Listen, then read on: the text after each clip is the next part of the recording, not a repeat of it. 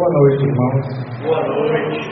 A mensagem de hoje, nós vamos continuar vendo aquele estudo lá em Mateus 5, que fala das bem-aventuranças. Nós já vimos algumas delas e hoje, lá em Mateus 5, vai ser a partir do 10, que já é aquela que fala sobre perseguição. É algo que não é prazeroso de falar, a gente sabe que isso é até uma continuação do que o irmão Flávio falou na semana passada, né? Ele falou sobre sofrimento, hoje é sobre perseguição. Que tudo isso faz parte da vida cristã, a vida cristã de quem realmente se coloca na mão de Deus, que quer viver a vida cristã. A gente sabe, o mundo vai odiar essa pessoa, não vai gostar dessa pessoa, isso porque vai primeiramente odiar a Deus e a Cristo, e essa pessoa ali que não tem a Cristo, ela está sofrendo influência de Satanás, né? Então, irmãos, lá em Mateus 5, a partir do 10, vamos ler, Mateus 5, a partir do 10. Bem-aventurados os que sofrem perseguição por causa da justiça, porque deles é o reino dos céus. Bem-aventurados sois vós quando vos injuriarem e perseguirem, e mentindo disserem todo mal contra vós por minha causa.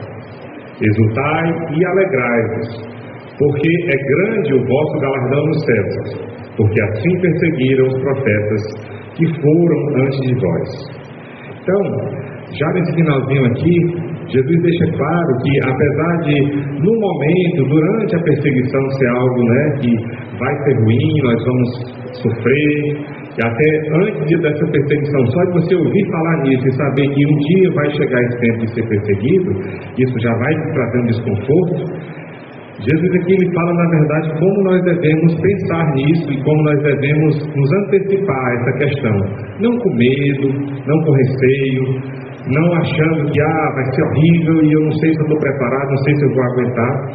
Mas Jesus diz aqui no 12, Mateus 5,12: exultai e alegrai-vos. Ou seja, isso aqui é motivo de alegria. É como se aquilo dali, olha, eu vou receber um grande prêmio, que ele chama aqui de galardão, que é um prêmio celestial. Mas para receber esse prêmio, que não vai ser nessa vida aqui, eu vou ter que passar por uma vida, e que isso, se eu estiver seguindo a Jesus, essa vida ela vai ser de dificuldades, vai ser, como ele fala aqui, de perseguição, ou seja, é algo ativo, alguém que vai ser contra você, alguém que vai se opor a você e que de algum modo vai tentar lhe prejudicar. E a Bíblia diz, isso na verdade é algo que nós devemos nos exultar, nos alegrar, porque para as pessoas que passarem por isso, que forem aprovadas nesse teste, Jesus promete um grande galardão nos céus. E até você vai ser comparado àqueles que vieram antes, que faz parte da história bíblica, e depois por muitos séculos, aqueles que foram perseguidos, os profetas que foram perseguidos antes de vós. Mas aí vem a pergunta: onde começou essa perseguição e qual é a origem disso? Por que perseguição? Vamos lá para Gênesis 3 e 15. Que quando o homem, ele caiu ali, o homem e a mulher caíram no jardim do Éden e desobedeceram a Deus, na hora lá do castigo e a consequência do que eles fizeram, ali Deus colocou já a semente e disse que seria a perseguição, ou a parte da consequência do pecado. Em Gênesis 3,15 diz: e porém inimizade entre ti e a mulher. Aqui Deus falando para a serpente. E entre a tua semente e a sua semente. Ou seja, aqui Deus deixa claro que a humanidade ela vai se dividir em apenas dois grupos: aqueles que serão semente da mulher, e aqui está falando daqueles que vão seguir a Cristo, que vão andar nos caminhos de Deus, e aqueles que serão semente da serpente, que serão aqueles que não irão seguir a Cristo, que não irão andar nos caminhos de Deus. E aí, aqui é o início dessa perseguição. E aí, Deus diz: esta te ferirá a cabeça, e tu lhe ferirás o calcanhar. Ou seja, a semente da mulher ferirá a cabeça de Satanás. E aqui já estamos vendo, é a profecia do nascimento de Jesus e da crucificação. E ali na cruz, foi o duplo cumprimento dessa parte. Quando fala, e tu lhe ferirás o calcanhar, foi quando Satanás conseguiu levar Jesus até a cruz, que na verdade aquilo ali não foi nem ele que conseguiu, que fazia parte do plano de Deus, né? E ali Satanás feriu o calcanhar de Cristo, foi conseguir levá-lo à cruz, mas ele lhe ferirá a cabeça, ou seja, iria esmagar a cabeça da serpente e iria esmagar o poder de Satanás.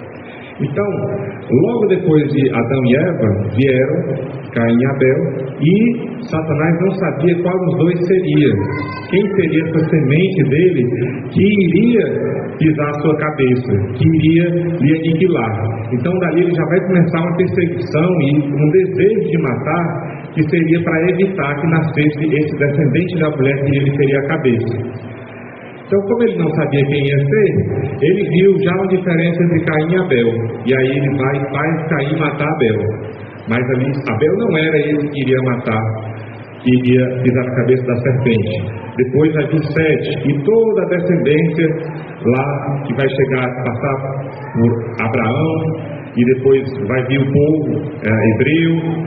E aí, mais na frente, quando o povo israelita vai ser escravo no Egito, essa perseguição continua.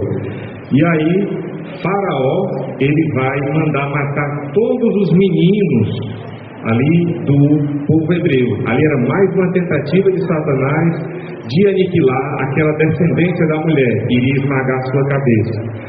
Mas nós sabemos, Jesus também não iria nascer naquela época. Ele não iria nascer ali na época do faraó no Egito. E aí depois nós temos na história de Esther, quando também Amã, ele vai tentar fazer todo um genocídio de todo o povo hebreu. Ele consegue seduzir o rei persa a editar um decreto que todo o povo hebreu, todo o povo israelita deveria ser morto. Nós sabemos na história que isso também não aconteceu. Deus usou ali a vida de Esther para que houvesse um decreto para que os hebreus pudessem se defender, e eles acabaram conseguindo se defender, e os judeus comemoram isso até hoje no Purim, né? Que é uma comemoração deles, que foram salvos e libertos dessa perseguição que viria, que eles iriam todos ser mortos, né? Havia um decreto dizendo, olha, todos os hebreus devem ser mortos. Então já imaginou ter um decreto oficial do governo dizendo que todo um povo deveria morrer? Então, antes do Holocausto, em 1900, na década de 30 e 40, isso muito tempo atrás, já havia um decreto no estilo do que Hitler queria fazer, na pessoa de Amã.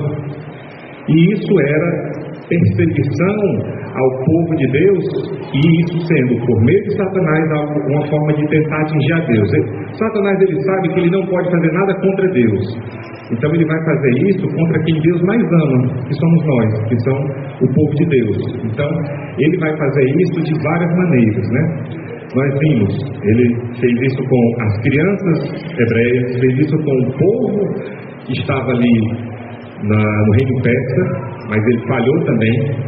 E mais séculos depois, já nessa parte aqui da história de Cristo, nós sabemos que quando Jesus nasceu, houve um outro decreto, agora já de Herodes, mandando aniquilar todos os meninos.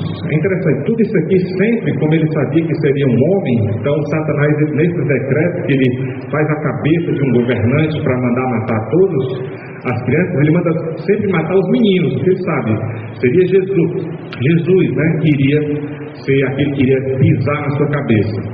E aí Herodes manda esse decreto para aniquilar e matar todos os meninos abaixo de 2 anos. E isso tudo fazia parte do plano de Satanás para matar Jesus. Ele consegue escapar, né? Jesus, o pai de Jesus, né, José, ali o pai adotivo, né? Ele é orientado por um anjo a fugir para o Egito até que o rei Herodes morra.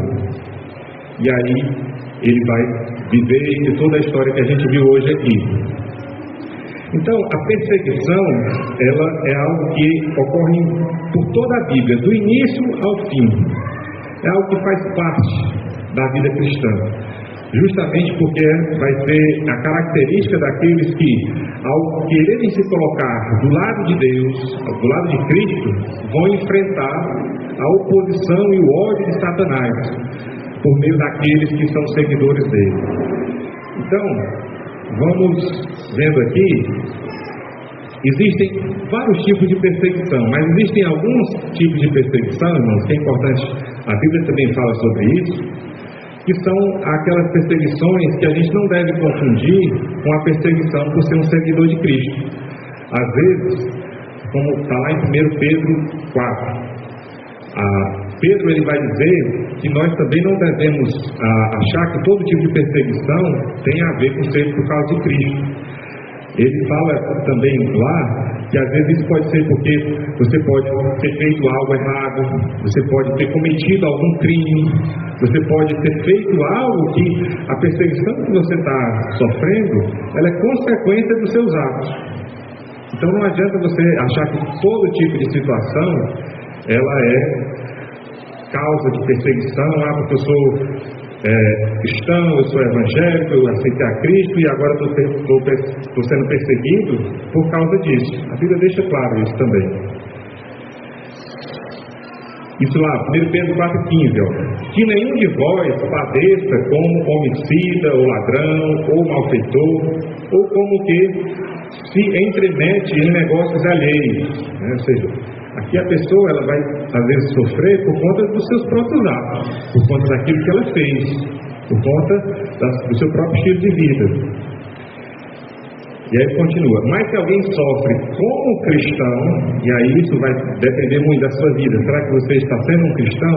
A definição de cristão é um pequeno Cristo, alguém que viveu como Cristo, alguém que seguiu os passos de Cristo. E aí, nesse sentido, só de você ser isso, só de você querer seguir os mandamentos de Deus, seguir os mandamentos da Bíblia, isso já vai lhe trazer naturalmente algum tipo de oposição, de perseguição. Nem que seja como é algo mais leve, suave aqui no Brasil, que você provavelmente vai ser caçoado, vão tirar onda, vão tentar lhe diminuir, lhe humilhar. Nos casos mais graves, talvez você perca um emprego. Não é, alguns casos intermediários, como até já contei a história de um amigo lá do Colégio Miguel, um pai também, que ele no trabalho era perseguido pelos patrões por ser cristão. Então, no trabalho dele, se marcava reuniões, às vezes em horário do culto, que já era fora do expediente, mas sabia o horário do culto, que ele ia para a igreja e marcava uma reunião da coisa do trabalho no horário do culto, para atrapalhar ele de ir para a igreja. Então, às vezes a vida cristã, ela vai passar por questões desse tipo. E aí, mas a perseguição que a gente vive aqui no Brasil, se nós compararmos com aquilo que acontece em outros países, ela ainda é muito suave, ela não chega a ser, como a Bíblia fala também, não chega a atingir a nossa carne e o nosso sangue. Isso já aconteceu no passado, há mais de 80, 100 anos atrás. Quem se denominasse crente poderia ser até apedrejado. Isso, na época antiga, no interior, alguns missionários, eles sofreram muito com isso. Antigamente os crentes eram chamados de bode velho, né? E não era só a palavra, às vezes era a pedra também, era apedrejado. E eu sofria muito. Hoje já aqui no Brasil, ser crente já é algo mais tranquilo, normalmente é bem aceito. Não é mais tão comum alguém entortar a cara por isso, a não ser por alguns outros motivos, hoje especialmente políticos, né? Mas em outros países, especialmente nos países islâmicos, países que seguem, né, algum tipo de controle total ditatorial do governo, muitas vezes os crentes lá, o simples fato de aceitar Cristo, a pessoa já vai sofrer uma perseguição terrível, já vai ser totalmente discriminada pela sociedade. Por exemplo, eu tenho um exemplo aqui, você vê de como funciona lá no Paquistão. Lá, uma das características é que os crentes eles são proibidos de ter qualquer posse de alguma coisa. Por exemplo, ele não pode ter uma casa, um carro. Ele não pode ser dono de nada. Se você, no Paquistão, se converter a Cristo, você virar crente, aceitar a Cristo, você automaticamente, pelo governo, você perde o direito à posse. A única forma de você possuir alguma coisa é por meio de algum aluguel, que aí você vai ter que se sujeitar a algum muçulmano lá que vai lhe alugar, seja o seu Sua casa, onde você morar, algum meio de transporte, algum tipo de... qualquer coisa, porque você tem o direito à posse. Você não pode ser dono de nada. Já imaginou isso? É uma forma de perseguição. Isso acontece no país chamado Paquistão, fica ali vizinho à Índia. E assim é em vários outros países. Isso acontece exatamente por quê? Porque há uma perseguição ali, há um ódio contra os cristãos, e isso nasce na origem do coração das pessoas que estão sendo guiadas por Satanás para odiar todos aqueles que seguem a Cristo. Existe um ministério chamado Portas Abertas, que eles mantêm uma lista anual dos principais países em que há perseguição ou falta de liberdade religiosa. Então, para esse ano, 2024, aliás, tem aqui alguns países. A Coreia do Norte é o pior deles, é o principal país em que há perseguição religiosa. Não sei se vocês já viram alguns vídeos sobre lá. Lembra que na Coreia do Norte o nível de ditadura, de poder ditatorial, de ordenar como a coisa tem que ser lá é tão grande que, por exemplo, algo não é tão grave isso, mas ao mesmo tempo mostra, né, o nível de adoração que se tem que ter. Os homens da Coreia do Norte todos têm que ter o mesmo corte de cabelo lá daquele carinha lá, o Kim Jong-un, que é o dono lá do país. Isso é só um exemplo, ou seja, existe uma adoração, algo que assim, não, aquele cara ali, ele é a melhor pessoa do mundo, ele é o nosso exemplo, ele é a pessoa com quem eu tenho que me espelhar, eu tenho que adorar a ele. Ou seja, adorar um humano, adorar uma pessoa. E nisso não pode haver adoração a Deus. Então a religião já é proibida, qualquer tipo de religião lá, a não ser aquelas que são autorizadas pelo Estado, e essas não serão nada a ver com a Bíblia. Outros países também, na Somália, fica na África, na Líbia, Eritreia, Iêmen, que já é no Oriente Médio, Nigéria também na África. Na Nigéria é muito comum haver lá a perseguição nas igrejas, que de vez em quando aparecem as notícias. Às vezes está um grupo reunido, como nós aqui, e de repente chega um monte de homem com tocha e taca fogo em tudo, e morre todo mundo junto naquele tempo por conta da perseguição. Já pensou? Porque lá também não há liberdade religiosa, não há, a pessoa não pode ter o direito de ser cristão, e às vezes a gente não valoriza, né? E aí, outros países, como eu falei, o Paquistão, esse que eu falei lá, no caso, eles não podem ter posse de nada, você não pode ser dono de nada se você for um crente lá. Sudão, Irã e Afeganistão. E aí tem vários outros. Os principais são mais ou menos 50 países que estão nessa situação aqui. Vamos só para ver mais alguns exemplos. Na Coreia do Norte. A Coreia do Norte continua como o país mais perigoso para os cristãos, apesar da diminuição de relatos de violência. No país, a religião cristã e todos os seus símbolos são proibidos. Segundo o órgão, muitos norte-coreanos foram repatriados da China, sendo possivelmente sendo enviados para prisões e campos de trabalho forçado.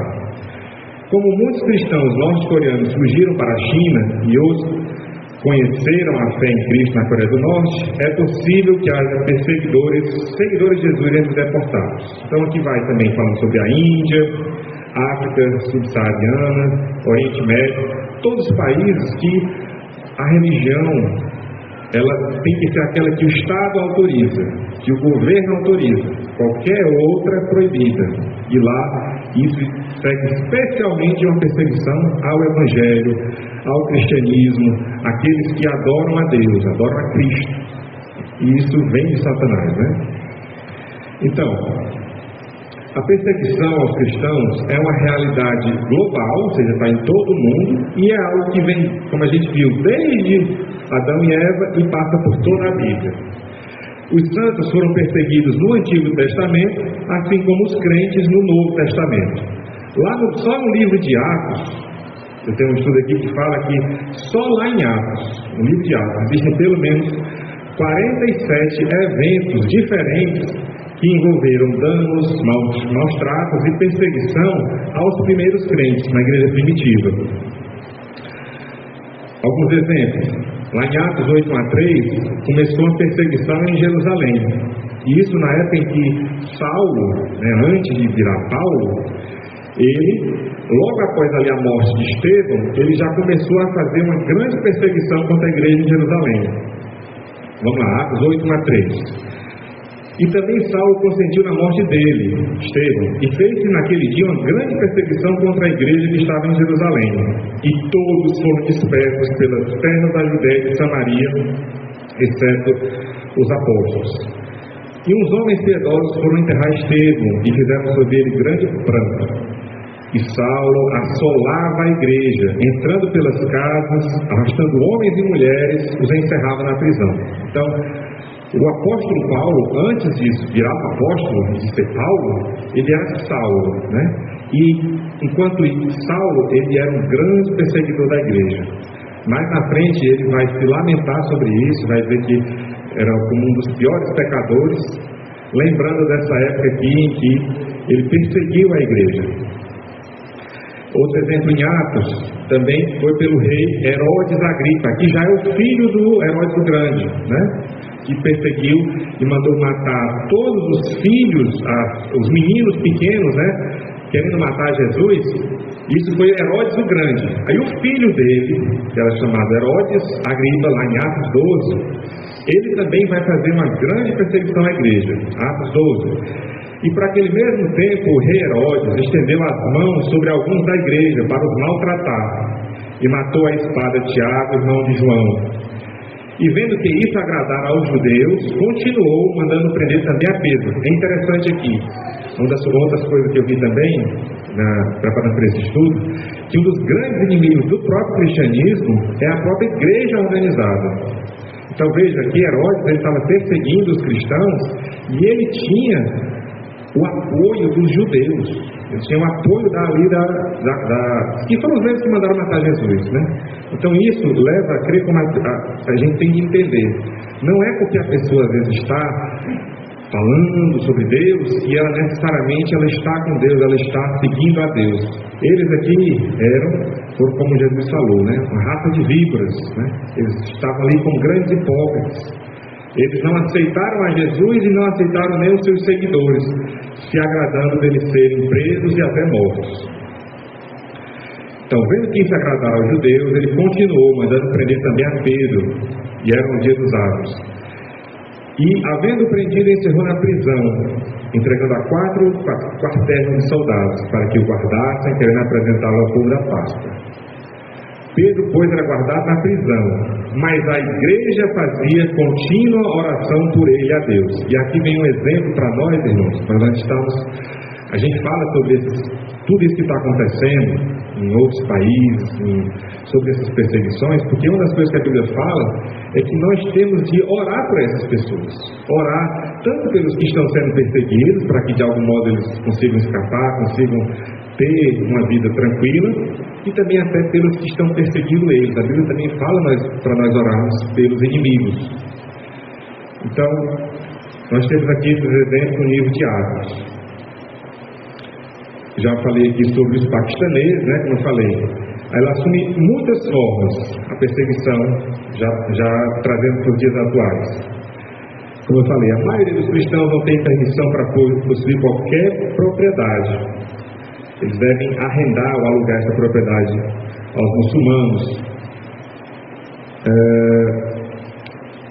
E outra questão que eu vi aqui também, que essa perseguição ela tem aumentado. Ela começou lá em Gênesis, e ela vem aumentando, passando ali pelos tempos de Jesus e dos apóstolos, ao longo dos séculos, e no último século, agora de 1900 até agora, existem estatísticas que dizem que a quantidade de cristãos que foram mortos por sua fé, ela já é maior do que a quantidade que foi em todos os últimos 2000 anos. Isso por quê? Porque nós temos mais gente, nós temos mais países, então tem morrido mais gente. Isso em vários países que eu estou falando, E aí, vamos entender que a perseguição ela faz parte da vida cristã. A Bíblia ensina que a perseguição é inevitável para os seguidores de Cristo e que eles devem participar dos sofrimentos de Cristo com paciência e alegria. E aí o apóstolo Paulo, ele que esteve do lado dos perseguidores, né? Como a gente viu quando ele era Saulo, ele estava lá querendo prender qualquer um que aceitasse a Cristo, mandava para a prisão. E depois ele, quando ele se converteu e passou a ser um pregador do Evangelho, aí ele passou a ser perseguido. E aí, escrevendo uma carta para Timóteo, ele diz: ora, todos quantos querem viver piedosamente em Cristo Jesus serão perseguidos. 2 Timóteo 13:12. Ou seja, só o fato de seguir a Cristo, você já vai ser perseguido, já vai haver uma inimizade contra você, contra nós, porque Satanás ele não admite isso, especialmente quando a pessoa ela realmente muda a sua vida, quando ela abandona, quando ela se converte de verdade, ali é um a menos para ele. E aí ele não admite isso, ele vai realmente fazer com que a pessoa seja tentada até a desistir, como lá a gente viu nos 4 solos, né? Várias passagens do Novo Testamento mostram que os cristãos são chamados a sofrer por causa de Cristo e que Deus promete recompensá-los e confortá-los em meio às tribulações. Nós também aprendemos que a perseguição ela tem propósitos divinos. Nós vamos ver sobre isso. A perseguição ela tem um objetivo na nossa vida. Ela é como um fogo que vai nos purificar e vai nos trazer mais perto de Deus. Ela tem propósitos divinos, como purificar a fé, espalhar o Evangelho, revelar Cristo em nós, encorajar outros crentes e glorificar a Deus. Vamos ver um pouco mais sobre cada um desses aqui. Primeiramente, como devemos agir em relação à perseguição? Primeiramente, devemos nos reunir para orar pelos crentes que sabemos que estão sendo perseguidos. Nós vimos lá em Atos 12:5 que enquanto Pedro ele esteve na prisão, a igreja orava constantemente a Deus por ele. E esses irmãos que estavam orando lá, depois Pedro até apareceu lá para eles. Precisamos aprender a mostrar tanta preocupação pelos crentes perseguidos, isso em locais distantes, tanto quanto pelos locais distantes, quanto por aqueles que estão sendo perseguidos em nossa própria igreja local. E aí tem a ver com todos nós somos parte do corpo de Cristo. Mesmo os crentes que estão lá, seja na África, na Ásia, em qualquer país, eles fazem parte do corpo de Cristo. E nós também não fazemos? Então, para que não haja divisão no corpo, mas antes tenham os membros igual cuidado uns dos outros, de maneira que, se um membro padece, todos os membros padecem com ele, e se um membro é honrado, todos os membros se regozijam com ele. Ou seja, temos que separar um tempo, irmãos, para orar por eles, para orar por esses cristãos que estão sendo perseguidos. Esse ministério que eu falei, o Portas Abertas, eles têm um domingo da igreja perseguida, que acho que é lá em novembro. Acho que em outros anos eu até falei sobre esse dia especial. É um dia em que é falado especificamente sobre os vários casos ao redor do mundo em que estão acontecendo esses ataques, essas prisões, pessoas que estão sofrendo em vários países, já para que as pessoas possam orar por eles, possam de alguma maneira ajudar, contribuir para que seja, em algum desses países, esses missionários, eles contratam os advogados para tentar soltar eles, tirar eles da prisão, levar mantimentos, etc. Outra questão, devemos sempre lembrar quem é realmente o nosso verdadeiro inimigo. E, no meio de toda essa perseguição, às vezes nós podemos ser levados a pensar que o problema são essas pessoas, mas o que importa é quem está por trás delas. Vamos ver lá em Efésios 6:12. Porque não lutamos contra a carne e o sangue, ou seja, o nosso inimigo não são pessoas. E esse é um grande diferencial do cristianismo para outras religiões, como o Islã, por exemplo. Nós não temos as pessoas que não seguem a Cristo como inimigas. Elas não são a culpa, elas não têm a responsabilidade de tudo que está acontecendo, no sentido que não é por causa delas. A gente sabe que ali é Satanás. Já em outras religiões, como por exemplo o Islã, eles estão ali de uma maneira a perseguir os infiéis. Eles no próprio Alcorão falam que parte da missão de quem é muçulmano, de quem segue o Islã, é de matar os infiéis. Ou seja, a ideia deles é, quem foi inimigo deles, nós temos o dever de matar. E é por isso que eles fazem aqueles atentados, como homens-bomba. Parte da glória deles, do que a gente viu aqui sobre o galardão de sofrer a perseguição, e aí o crente vai receber um galardão no céu, por sofrer a perseguição. Para as outras religiões, especialmente os muçulmanos, o galardão que é prometido para eles é por perseguir, é por matar. Então ali você nota a distância total, a diferença absoluta entre o que Cristo nos chama a fazer, que é em nós sofrermos, nós vamos sofrer e não fazer ninguém sofrer, e eles que a recompensa, o prêmio deles é de matar outras pessoas. Isso é uma diferença assim que eu não sei como as pessoas não veem. É algo muito claro. E é porque eles lá no Islã, eles consideram como a religião da paz, a religião, né, da paz. É um dos termos mais conhecidos, sendo que é algo que eles mais lutam contra, né, com esses atentados. Então, em Efésios 6:12, porque não lutamos contra a carne e o sangue, ou seja, pessoas de carne e osso, mas contra os principados, contra as potestades, contra os governantes das trevas deste século, contra as hostes espirituais da maldade nos lugares celestiais. Orando sempre com toda oração e súplica no Espírito Santo, estando vigilantes para este fim, com toda perseverança e súplica por todos os santos, ou seja, orando para aqueles que estão sendo perseguidos. Outro modo como devemos agir em relação à perseguição: podemos ser cheios de alegria de Deus ao louvá-lo pelo amor inabalável de nossos perseguidos irmãos e irmãs em Cristo. Às vezes a gente pode pensar que essas pessoas elas estão lá sofrendo e chorando, tristes, né, desanimadas, mas muitas delas, a maioria, na verdade, elas estão alegres e felizes por, como a Bíblia manda, por participar dos sofrimentos de Cristo. Porque ali eles sabem, o que eles estão passando ali é por um pequeno período de tempo, é só por essa vida.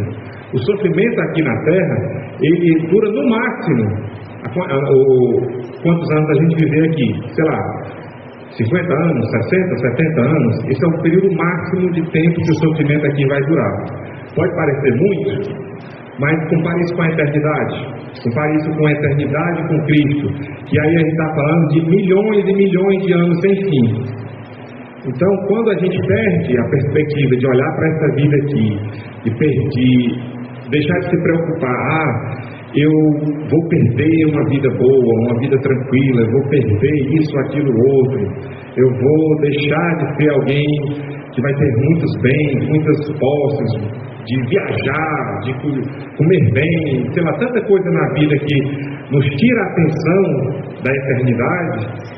E quando a gente perde essas coisas por amor a Cristo, Ele vai nos recompensar por toda a eternidade por isso. Aqui a gente se ocupa tanto com isso, especialmente até com o medo até de morrer.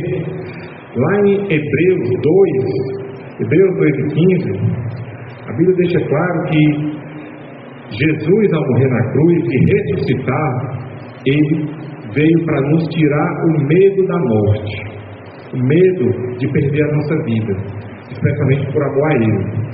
Então, esses crentes pelo mundo todo que estão sofrendo tudo isso, a última coisa que eles estão preocupados é em morrer, no sentido de ter medo, porque eles sabem que morrer vai ser a melhor coisa do mundo para eles. Primeiro, vai terminar aquele sofrimento que eles estão vivendo e vão entrar na eternidade para eterna alegria e felicidade com Cristo. É o que Paulo falou quando ele disse que para mim o viver é Cristo, ou seja, eu vou viver aqui nessa terra, nesse mundo, da forma como Jesus viveu, seguindo os mandamentos dele, sofrendo as consequências disso pela perseguição, mas tendo morrer como lucro, como algo maravilhoso. Então assim, quando nesses países chega alguém e diz, negue a Cristo, senão eu vou lhe matar. Eu digo para ele, se você quer matar, aí é problema seu, mas eu não vou negar a Cristo.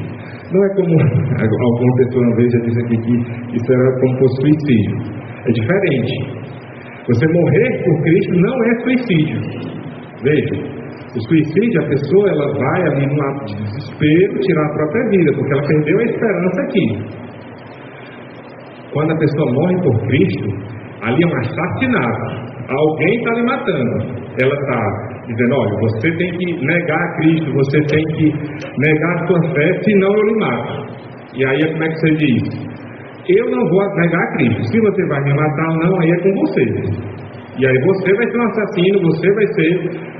Isso aqui é um homicídio, não é um suicídio. Entenderam? Deixaram claro?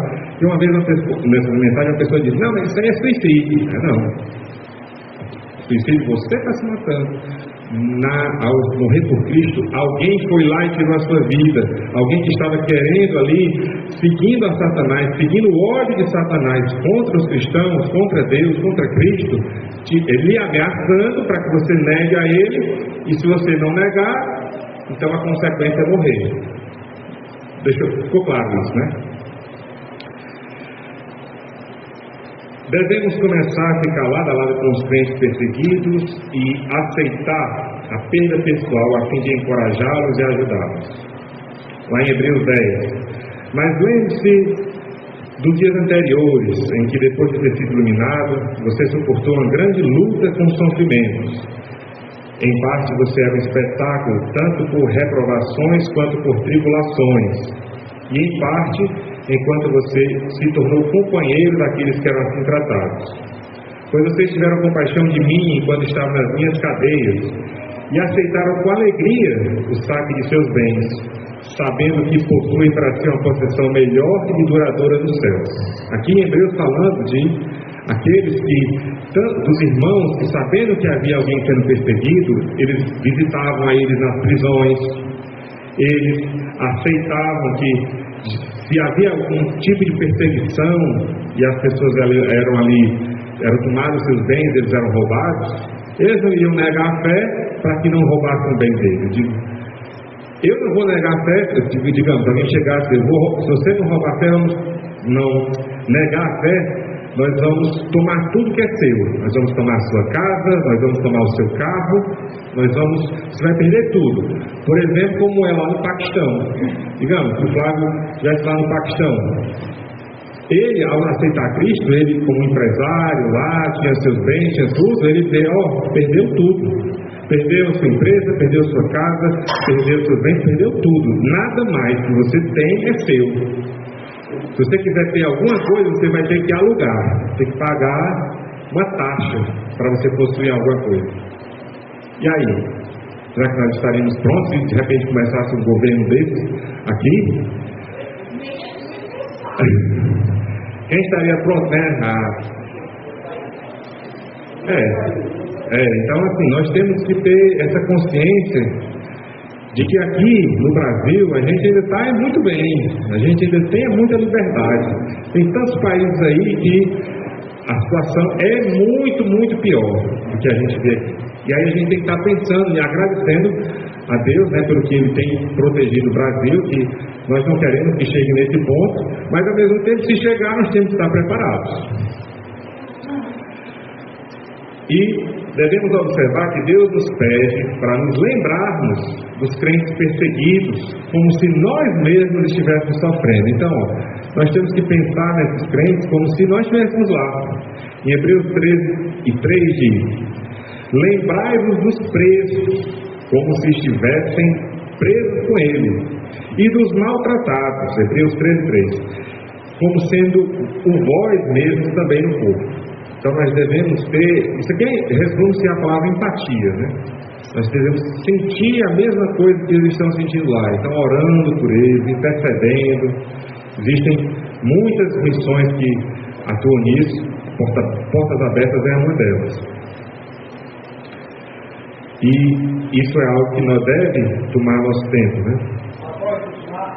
Voz dos Mártires, né? Também tem algumas que elas atuam tanto, né, mandando pessoas lá, mandando material, especialmente para evangelismo, porque veja, Uma das coisas que a Bíblia também fala é que as portas do inferno não prevalecerão sobre a igreja. Então, nesses países que há muita perseguição, que tudo é proibido, que eles não podem evangelizar, que não podem fazer nada, às vezes é nesses países em que mais há conversão. É nesses países em que as pessoas, quando elas veem alguém que, mesmo perdendo tudo, mesmo sob a ameaça de morte, ela não nega a Cristo, rapaz, tem uma coisa diferente aí. Esse negócio de Jesus aí, o negócio é... Porque ou o cara é doido, e a Bíblia fala que o Evangelho, para quem está se perdendo, é loucura, ou o cara é doido, a pessoa vai dizer, ou então esse negócio aí é verdade, esse negócio aí está certo. É como Jesus falou, de que adianta o homem ganhar o mundo inteiro e perder a sua alma? Ou então, como vai ser o caso de alguns, eles vão perder o mundo inteiro, mas vão salvar a sua alma ao se colocarem no lado de Cristo. Também serve como exemplo, né, para nós termos assim, menos apego, menos preocupação com as coisas da vida, com os cuidados dessa vida, os bens materiais. A Bíblia fala que nós devemos não andar ansiosos por coisa alguma, porque Deus ele vai cuidar de nós em cada dia, suprindo tudo que a gente precisa.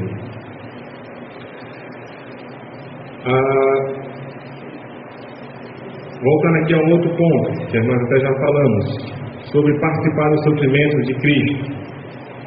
Lá em 1 Pedro 2, 20 a 23, pois qual é o mérito, se quando você é espancado por suas faltas, você aceita isso com paciência, né? Nós já falamos sobre a consequência de um erro, a consequência de algo que a gente fez de errado, e daí vai vir a consequência. Mas quando você faz o bem e sofre, ou seja, quando você segue a Cristo, segue os seus mandamentos, segue aquilo que Ele mandou e chega a algum tipo de sofrimento, se você aceitar isso com paciência, isso é louvável diante de Deus, pois para isso você foi chamado, porque também Cristo sofreu por nós, deixando-nos exemplo para que sigamos os seus passos. Foi isso semana passada, não é isso?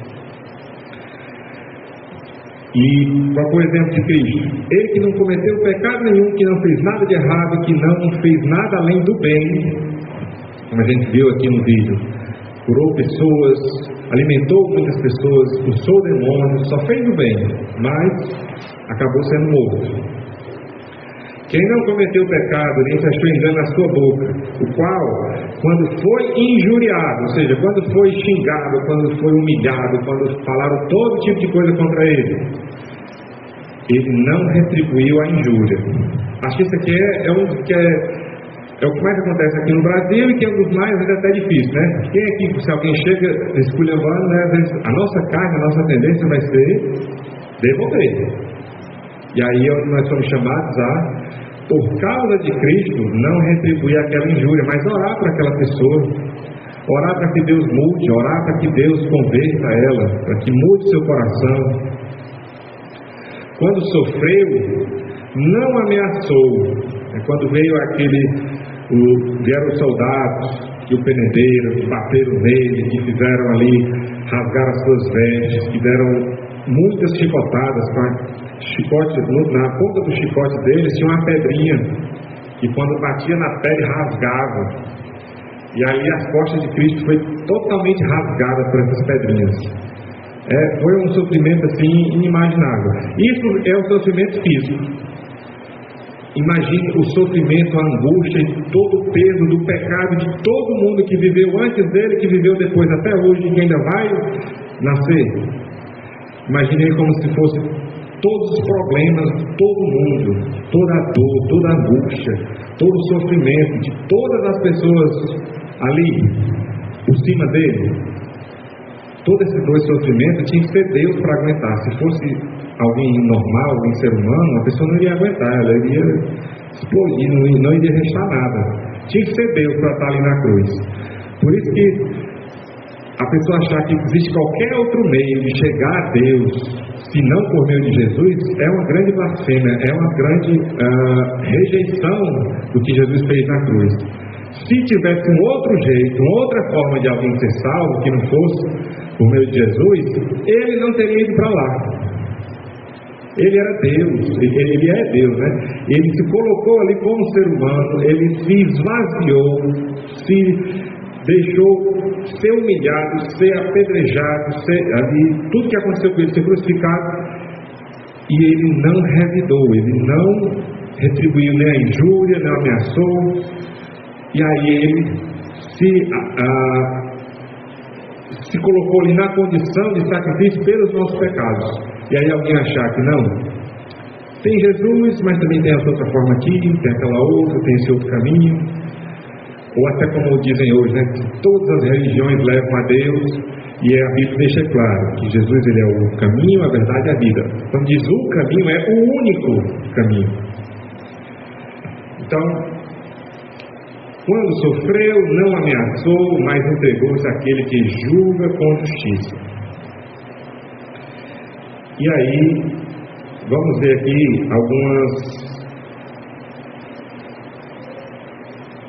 alguns tópicos sobre como a aflição é usada por Deus em nossas vidas para o nosso bem. Nós já vimos que a tribulação, né, a perseguição, ela nos vai trazer muitas bênçãos na vida eterna. Mas aqui, enquanto nós estivermos aqui nesta vida, o que é que de bom existe na tribulação, na perseguição? Primeiro, a aflição, a perseguição, ela nos empurra de volta para a palavra de Deus, ela nos traz de volta para a palavra de Deus. Somente a palavra de Deus pode realmente nos ajudar nas aflições.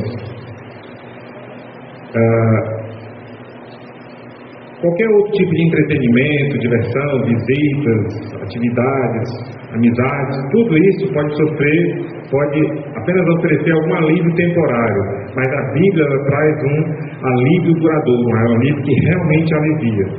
Lá em Salmos 119:50, Davi diz: este é o meu conforto na minha aflição, pois a tua palavra me deu vida.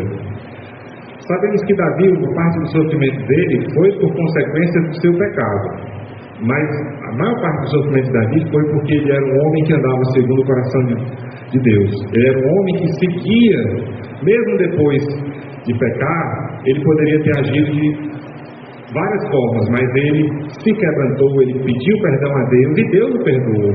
A consequência do pecado dele iria continuar, mas ele foi odiado e perseguido porque ele era um homem segundo o coração de Deus. Então, a perseguição ela também nos puxa de volta para o caminho de Deus. Às vezes, quando a nossa vida está muito tranquila, quando às vezes está tudo bem, é muito fácil, é muito natural que a pessoa ela se esqueça de Deus. Ela acha que está tudo tão bem, eu posso começar a deixar de ir para a igreja, eu posso começar a fazer isso, aquilo, outro, e aí a pessoa vai relaxando, ela vai se afastando de Deus. E Davi, ele foi um que exatamente fez isso. Ele, durante o período em que ele estava sendo perseguido por Saul, ele escreveu muitos salmos, ele era um homem que estava ali sempre no coração de Deus. Ele foi mais ou menos 20 anos, né, que ele foi perseguido por Saul. Ali foi o tempo dele que ele brilhou. Ele, apesar de ser perseguido, odiado, Saul na cola dele, querendo matar, ele às vezes tendo a oportunidade de matar Saul, mas ele em momento algum fez algo contra ele. Ele estava sempre se entregando na mão de Deus. Foi só ele virar rei, ele ficar lá já numa posição mais tranquila, uma posição de autoridade, que aí ele começou a relaxar, e foi quando ele caiu em pecado. Um pecado duplo, né? Tanto de adultério como de homicídio.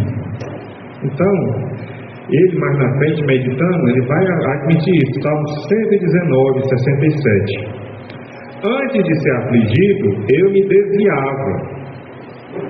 Ou seja, antes de passar pela aflição, eu me desviava de uma coisa aqui, outra lá. E assim é a nossa vida. Antes de ser afligido, eu me desviava, mas agora guardo a sua palavra.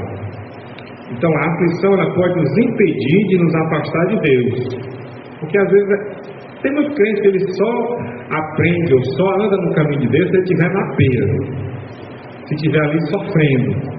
Por quê? Porque quando a vida está tranquila demais, aí a pessoa acha, não posso fazer isso, fazer aquilo outro, e assim vai. E a gente sabe que ao se desviar do caminho de Deus, a gente perde as bênçãos dele, a gente perde proteção, a gente perde o cuidado de Deus na nossa vida. Porque o cuidado de Deus na nossa vida, ele é tão grande que ele permite que nós possamos ser colocados dentro do fogo, na fornalha, como foi Misael, Ananias e Azarias, e mesmo assim está tranquilo.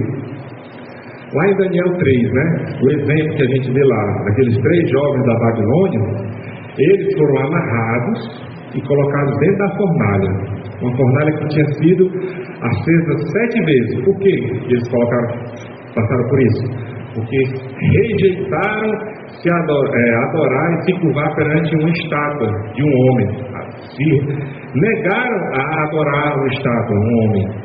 E aí foram colocados nessa fornalha. E é interessante, se você prestar bem atenção na história, quando eles entraram na fornalha, a única coisa que foi destruída foi as cordas que amarravam eles. Se prestar atenção, lá em Daniel 3, eles foram jogados amarrados. Depois, quando Nabucodonosor olha para eles, ele vai ver que eles estavam andando soltos dentro da fornalha. Lembra que ali tinha um 4º homem, que era Jesus, mas eles estavam soltos. Por quê? Porque a única coisa que queimou quando eles entraram no fogo foram as cordas que amarravam eles. E aí a gente pode trazer isso. Era aquilo que separava eles de Deus, digamos assim. Porque Deus ali cuidou deles. Quando eles saíram do fogo, nenhuma parte do corpo deles tinha sido queimado, nem da roupa. Não estava nem chamuscado, não estava nem fedendo a queimado, não tinha nem fumaça neles. E olha que eles estavam dentro de uma fornalha que tivesse a uns 1000 graus. Então, como eu disse aqui, a aflição pode nos impedir de nos afastar de Deus.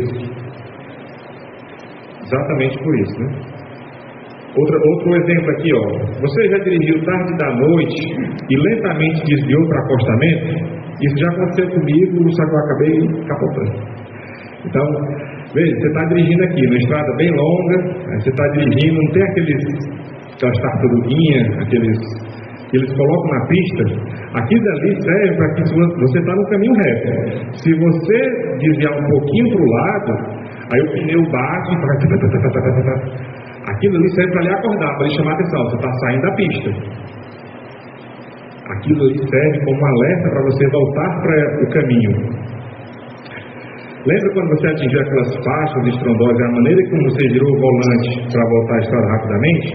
As aflições são as faixas que Deus usa para nos fazer girar a roda da vida, para nos colocar de volta na estrada e nos impedir de cair na vala, na ribanceira, seja lá no que for. Outra questão. As perseguições, elas cultivam o plano de Deus em nossa vida.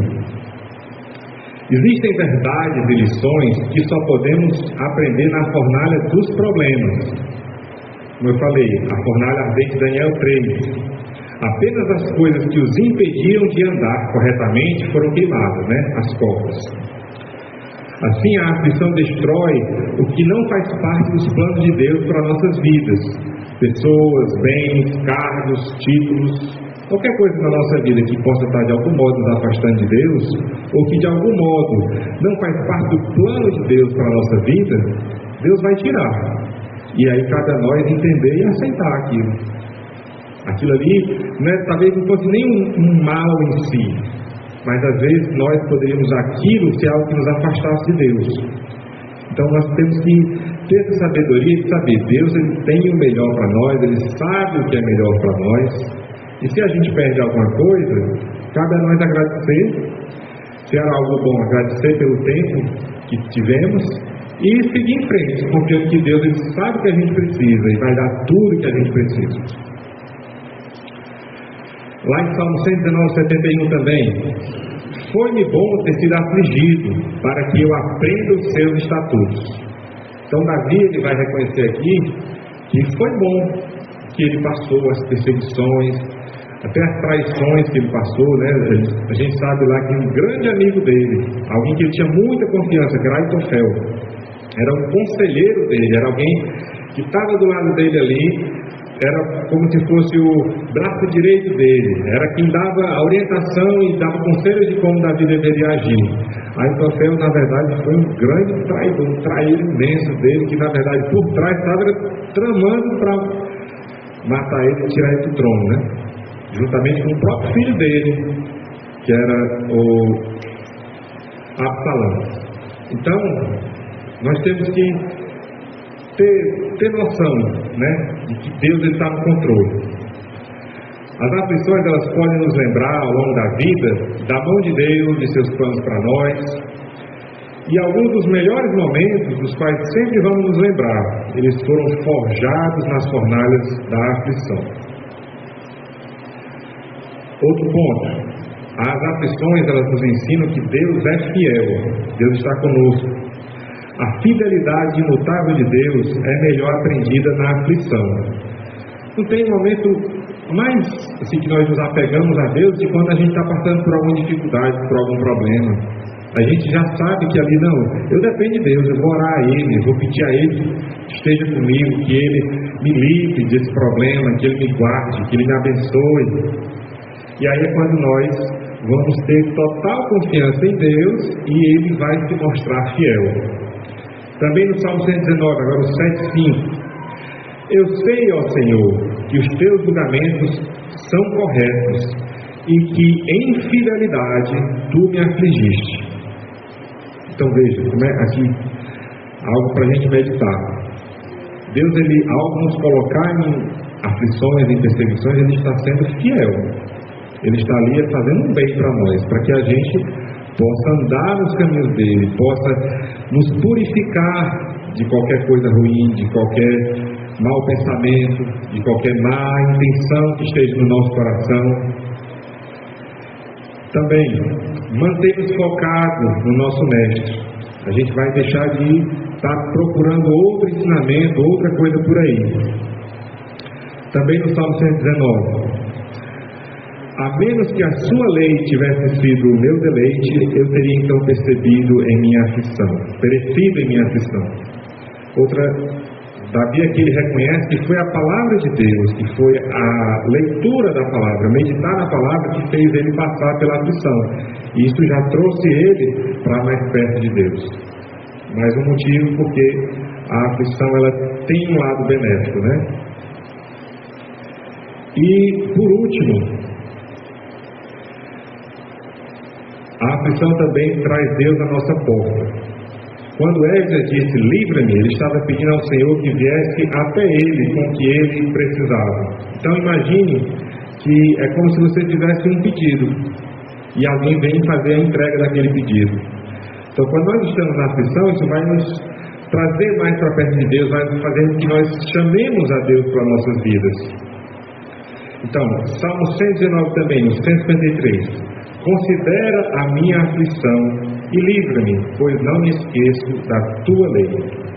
Então, irmãos, hoje nós aprendemos um pouco sobre como passar e suportar as aflições e problemas da vida, sabendo que se nós estivermos seguindo a Cristo, se nós estivermos sofrendo por sermos cristãos, por seguirmos o exemplo de Cristo, nós temos tanto benefícios aqui, como também na vida eterna. Que Deus possa nos abençoar e nos fazer passar por qualquer situação da vida, louvando a Ele, agradecendo, sendo fiéis e jamais nos afastando e perdendo a nossa fé. Amém? Amém.